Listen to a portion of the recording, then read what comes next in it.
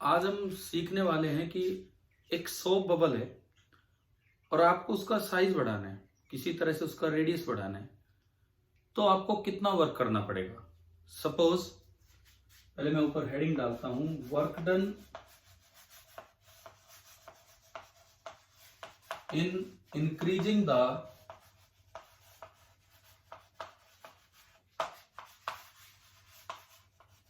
Size of a soap bubble. ये हमारा आज का टॉपिक रहेगा। Work done in increasing the size of a soap bubble. सबसे पहली बात, मान लो ये कोई भी एक सोप सॉल्यूशन है, सोप बबल बना दिया हमने उससे। हम जानते हैं कि बबल में ना बीच में लिक्विड होता है। मान लो इस बबल का रेडियस है R1, यहां भी एयर है, यहां भी एयर है। और suppose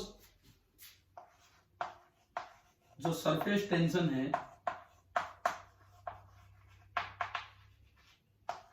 of soap air interface या सोप सॉल्यूशन की सरफेस टेंशन, सपोज वो सरफेस टेंशन S है।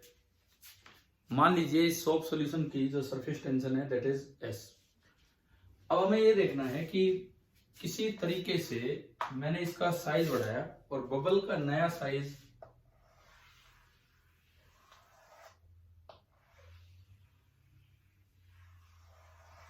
बबल का नया रेडियस हो गया है R2।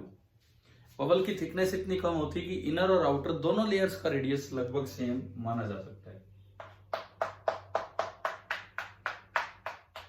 तो अब मान लो इसमें पूछा जाए कि भाई वर्क कितना किया,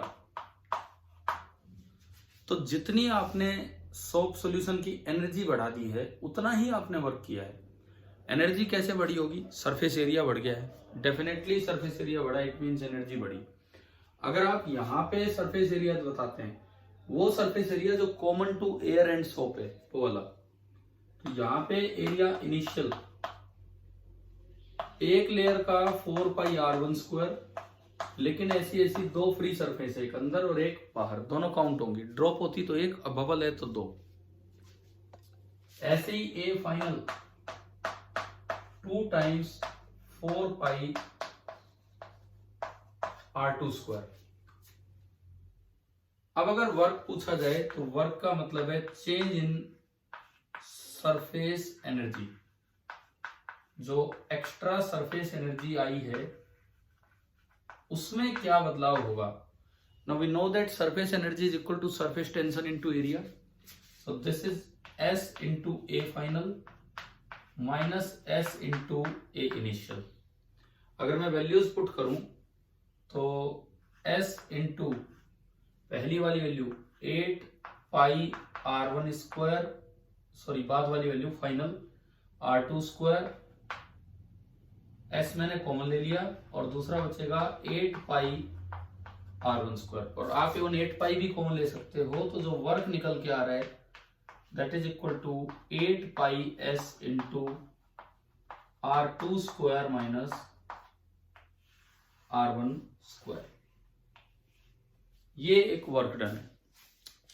मैं एक सवाल आपकी शीट में से लेता हूं और उसमें बोला गया है कि एक सोप बबल है जिसका radius 3 centimetre to 5 centimetre increase किया गया है and surface tension soap solution की दी है 0.03 Newton metre inverse.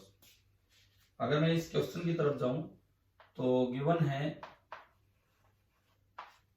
Surface tension है 0.03 न्यूटन मीटर इनवर्स, ये आपको S दे रखा है।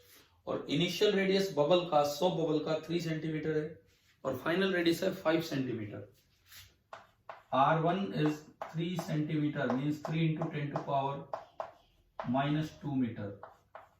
R2 इज 5 सेंटीमीटर, तो 5 into 10⁻⁻² metre.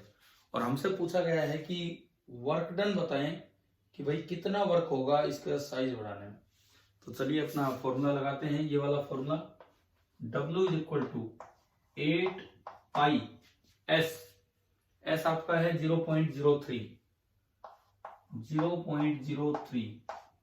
Into R2 square 25 minus R1 square 9, 25 minus 9 16 into ये स्क्वायर होके 10 टू पावर माइनस 4, और ये सब कुछ SI में चल रहा है तो ये जूल में ये बना आपका।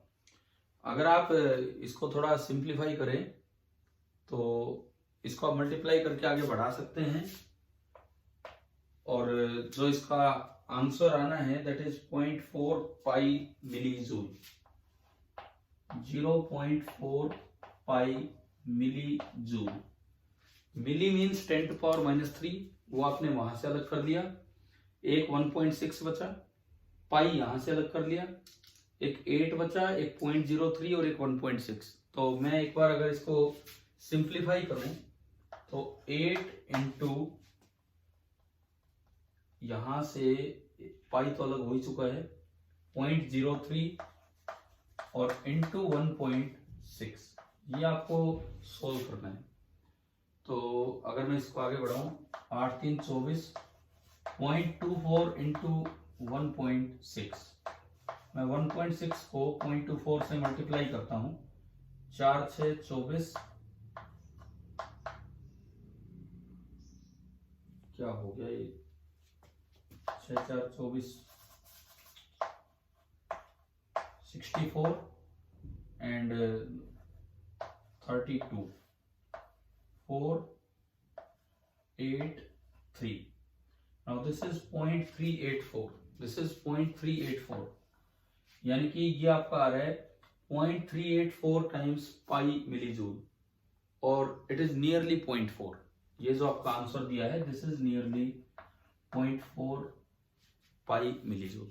तो मुझे लगता है ये वाला कॉन्सेप्ट आ गया होगा समझ में। इस तरह की चीजें और भी आती हैं, एक वाटर ड्रॉप है, ड्रॉपलेट में टूटा तो कितनी एनर्जी बढ़ी या कितना आपने वर्क किया, वही है final surface energy minus initial. तो सेम वही इस तरीके का है।